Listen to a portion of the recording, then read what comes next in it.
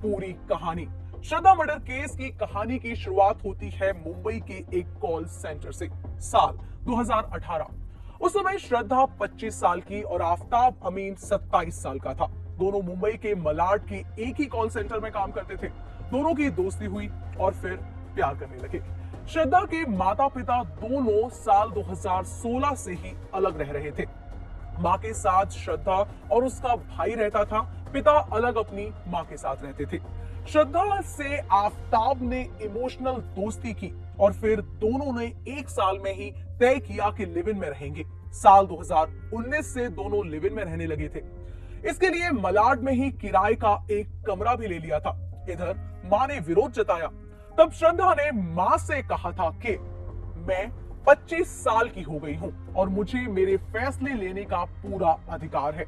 मुझे आफताब अमीन पूनावाला के साथ लिव इन रिलेशनशिप में रहना है। मैं आज से आपकी बेटी नहीं हूं, ये समझ लो। ये बात कहकर ही श्रद्धा अपने घर से सामान लेकर जाने लगी थी। माता पिता दोनों ने काफी उसे रोका, समझाया भी था, लेकिन वो नहीं मानी। दोनों एक साथ लिव इन में रहने लगे। इधर माँ बाप परेशान, खुद की बेटी की ही खोज खबर व्हाट्सएप स्टेटस, फेसबुक और इंस्टाग्राम से अपडेट लेते थे। इस तरह एक साल का वक्त निकला। श्रद्धा की मां सुमन परेशान रहने लगी और आखिरकार 23 जनवरी 2020 को सुमन की मौत हो गई। सुमन की मौत पर 4 साल पहले से अलग रहने वाले उनके पति और 1 साल से लिव इन में रहने वाली बेटी श्रद्धा भी आखिरी बार वहां पहुंचे थे, पर बात नहीं हुई। फिर सुमन की मौत के करीब 15 दिनों बाद बेटी से पिता की फोन पर बात हुई थी। तब उसने बताया था कि आफताब उसे परेशान करता था। इसका विरोध करने पर आफताब ने माफी भी मांग ली थी, जिसके बाद श्रद्धा फिर से उसी के साथ रहने लगी थी और राजी हो गई थी। पुलिस की पूछताछ में पता चला कि 8 मई 2022 को मुंबई से दोनों दिल्ली आए थे और पहली बार दोनों ने पहाड़गंज के एक होटल में रुके थे।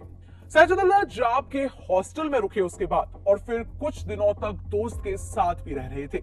गूगल से लोकेशन तलाशते हुए छतरपुर में किराए का फ्लैट लिया और यहां आने के 10 दिनों बाद ही आफताब ने श्रद्धा की गला घोंटकर हत्या कर दी। इसके बाद लाश को कमरे में ही 24 घंटे तक रखा भी। अब वो लाश को ठिकाने कैसे लगा था? ठिकाने तो लगाना था, लेकिन लाश को कैसे बाहर ले जाता? दिल्ली में आफताब के पास कार भी नहीं थी, तो कैसे लाश को बाहर लाता? इसलिए सोचा कि अब उसे कई टुकड़ों में काटकर ठिकाना लगाया जाए। अब ऐसा करने के लिए उसने अपने पुराने फूड ब्लॉगर वाला तरीका चुना। मार्केट में जाकर पहले आरी खरीदी और फिर 300 लीटर वाला एक फ्रिज भी लाया। साथ में कई रूम फ्रेशनर भी ले आया ताकि सब कुछ काटकर साफ कर बदबू ना आए। ये सब कुछ लाकर उसने कमरे में बाथरूम में लाश को रखकर आरी से कई टुकड़े काटे। हाथ और पैर को दर्जनों में काटा और फिर प्लास्टिक में पैक कर फ्रिज में रखा। रूम फ्रेशनर को बार बार कमरे में डालता था ताकि कमरे से बदबू ना आए। इस तरह उसने 18 दिनों तक यानी 5 जून तक श्रद्धा के 35 टुकड़ों में लाश को ठिकाने लगाता रहा। यहां से वो बैग में डालकर उसके शव को टुकड़ों में रोजाना रात में मेहरौली के जंगल से लेकर अलग अलग इलाकों में फेंकता रहा। जब तक उसने फ्रिज में लाश रखी रही, उस दौरान तक ये जोमेटो से ऑनलाइन खाना मंगाकर फ्रिज में रखता था। उसी में से निकाल कर खाना भी खाता था और श्रद्धा की लाश के टुकड़े भी रख रखे थे। जी हां, इस बीच पिछले कई महीनों से पिता की बेटी से कोई बात नहीं हो रही थी। उसका फोटो भी अपडेट नहीं हो रहा था, ना ही फेसबुक पर और व्हाट्सएप पर कोई अपडेट आ रहे थे। इन अपडेट से ही पिता अपनी बेटी की खोज खबर लेते थे, लेकिन ऐसा नहीं होने से अपने बेटे को फोन कर उन्होंने कहा कि श्रद्धा से कोई बात हुई। श्रद्धा के एक कॉमन फ्रेंड का नंबर दिया उनके बेटे ने और इस पर बात हुई। उसने भी बताया कि पिछले 2 महीने से फोन पर बात नहीं हुई थी। तब शक और बढ़ गया और फिर शक हुआ कि कहीं ना कहीं और कुछ ना कुछ तो मेरी बेटी के साथ गलत हुआ है। इसके बाद पहले मुंबई में गुमशुदगी की शिकायत की और फिर 8 नवंबर को दिल्ली में आकर कंप्लेंट दी, जिसके बाद सर्विलांस की मदद से पुलिस ने केस का खुलासा किया। क्योंकि 19 मई से ही श्रद्धा का फोन बंद था। पिता का दावा है कि श्रद्धा बार बार आफ्ताब से शादी करने की बात कहती थी, लेकिन वो सिर्फ फायदा उठाना चाहता था, इसलिए उसने मर्डर कर दिया। इसके बाद उसी कमरे में रहा, कॉल सेंटर में नौकरी भी करने लगा था और दूसरी लड़की से भी प्यार करने लगा था। उसे कमरे पर भी पिछले कुछ महीने से ला रहा था, लेकिन कभी भी किसी को शक नहीं हुआ। जांच में ये बात सामने आई कि श्रद्धा के मर्डर के करीब 1 महीने आफ्ताब ने एक दूसरी लड़की को अपने फ्लैट पर बुलाया था। इस लड़की से उसकी दोस्ती डेटिंग ऐप के जरिए हुई थी। दोनों घर के अंदर मौज मस्ती कर रहे थे। आरोपी ने बताया कि उस लड़की को जरा सी भी भनक नहीं थी कि फ्रिज में शव के टुकड़े रखे हुए हैं। जांच में पता चला कि आफ्ताब ने श्रद्धा के कई बॉडी पार्ट्स को कबर्ड में, किचन में और फ्रिज में छिपाकर रख दिया था। जब उसने श्रद्धा की हत्या की थी, उसके बाद शव को बाथरूम में रख दिया था। वहां उसे शव को काटा था। उस दौरान जो खून फर्श पर बिखरा था, उसे सल्फर हाइपोफ्लोरिक एसिड की मदद से साफ करने की कोशिश की थी, ताकि जांच एजेंसियों को कोई सबूत ना मिले। आरोपी ने बताया कि वो झगड़े के दौरान श्रद्धा की छाती पर बैठ गया था और उसका गला रौंदकर हत्या कर दी थी।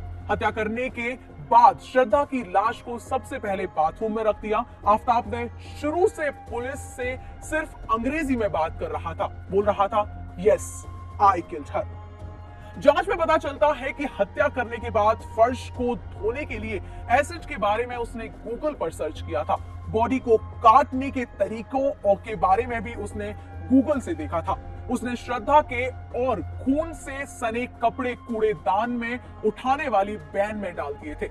हिमाचल में आफ्ताब की बद्री नाम के शख्स से मुलाकात हुई थी। बद्री खुद छतरपुर इलाके में रहता था। उसके कहने पर ही दोनों छतरपुर रहने लगे थे। दोस्तों, अब आपको बताते हैं कौन है आफ्ताब अमीन पूनावाला। आफ्ताब अमीन पूनावाला मुंबई का रहने वाला है, साथ ही ये एक बेहतरीन शेफ है। इसने मुंबई के एक नामी कॉलेज एलएस रहेचा से बैचलर्स इन मैनेजमेंट स्टडीज किया है। इसे फूड ब्लॉगिंग का बेहद शौक है और इसने खुद का एक फूड ब्लॉगर वेबसाइट भी बनाया है, जिसका नाम है हंग्री छोकरो। इसके सोशल मीडिया प्रोफाइल देखने से कोई भी चौंक जाएगा और ये चौंकाने वाली बात यह है कि आफ्ताब के सोशल मीडिया प्रोफाइल से पता चला कि आफ्ताब के LGBTQ community, acid victim, women rights का सोशल मीडिया पर समर्थन करना था। दीपावली पर पटाखों की जगह अपने अंदर के अहंकार को जलाने की बात करता था। आफ्ताब ने 28 जनवरी 2015 को अपनी फेसबुक की डीपी में एलजीबीटीक्यू कम्युनिटी को सपोर्ट करने वाला फोटो लगा रखा था। वहीं 29 अक्टूबर 2015 को दीपावली पर पटाखों की जगह अपने अंदर के अहंकार को जलाने की बात करने वाला पोस्ट शेयर किया हुआ था। दोस्तों, इन सब पोस्ट के बाद पुलिस इस एंगल से भी जांच कर रही है कि कहीं ओपन रिलेशनशिप और गे लेस्बियन की वजह भी हत्या की वजह तो नहीं है। जैसे जैसे ये केस आगे बढ़ रहा है, इसमें आए दिन एक नए खुलासे हो रहे हैं। पुलिस को आए दिन नए सुराग मिल रहे हैं। श्रद्धा के केस में सबूत जुटाना दिल्ली पुलिस के लिए एक बड़ी चुनौती होने वाला है। दिल्ली पुलिस के सामने हत्याकांड का कबूलनामा करने वाला आफ्ताब अदालत में बयान से पलट भी सकता है। दिल्ली पुलिस ने श्रद्धा के हत्याकांड का केस सुलझाते हुए आफ्ताब को गिरफ्तार तो कर लिया है।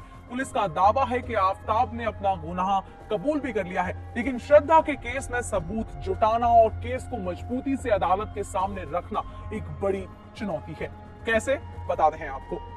दोस्तों, श्रद्धा की बॉडी को कई टुकड़ों में अलग अलग जगह फेंका गया। बॉडी पार्ट्स की बरामदगी के नाम पर हड्डियों के कुछ टुकड़े हैं, जिसे पुलिस फिलहाल यकीन के साथ ये भी नहीं कह सकती कि वो हड्डियां श्रद्धा के बॉडी पार्ट्स हैं या नहीं।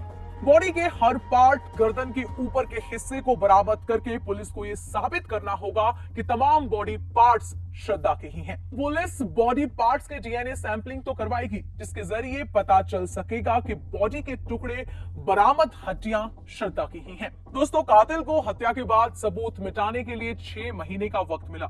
इस दौरान आफ्ताब ने घर में फैले खून के धब्बों को केमिकल से कई बार साफ किया। फोरेंसिक टीम को कमरे में जांच के बाद क्या खून के धब्बे मिलेंगे? जिस फ्रिज में बॉडी पार्ट रखे गए थे, उस फ्रिज को भी केमिकल से पूरी तरह आफ्ताब ने साफ कर दिया था। खून के धब्बों का नामो निशान नहीं था। फोरेंसिक टीम ने फ्रिज की जांच पड़ताल भी की है। ऐसे में किस तरह से सबूत इकट्ठा होंगे? आसपास का तमाम सीसीटीवी फुटेज दिल्ली पुलिस ने खंगाले, उस रूट का भी जहां से आफताब बॉडी पार्ट को ठिकाने लगाने जाता था, लेकिन कहीं कोई सीसीटीवी नहीं मिला। दरअसल हत्याकांड 18 मई को अंजाम दिया गया था। क्या 6 महीने तक किसी सीसीटीवी का बैकअप रहता है? इस केस में पुलिस के सामने ये तमाम चुनौतियां हैं, जिससे पुलिस को पार पाना ही होगा।